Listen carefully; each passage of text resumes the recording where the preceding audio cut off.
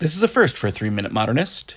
It's about a tombstone. Sadly, in the 4 years since he passed, Chuck Close has kind of faded from memory.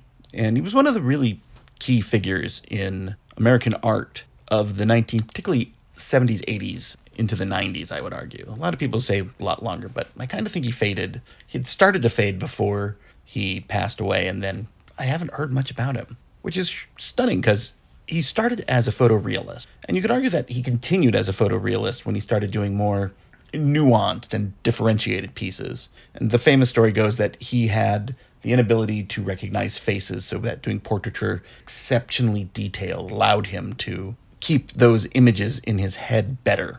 Well, his tombstone is remarkable. And what it does is it features a mosaic version of his work called Self-Portrait Yellow Raincoat, in which Chuck Close is wearing a yellow raincoat.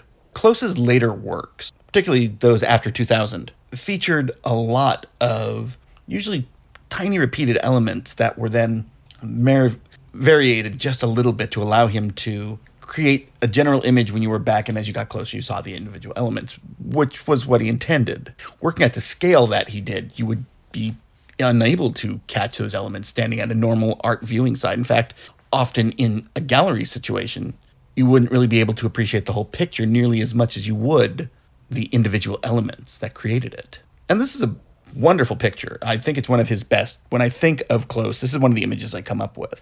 But what's stunning is that he chose this image for his tombstone, presumably. And it's in Greenwood Cemetery, which is a fairly large cemetery in Brooklyn.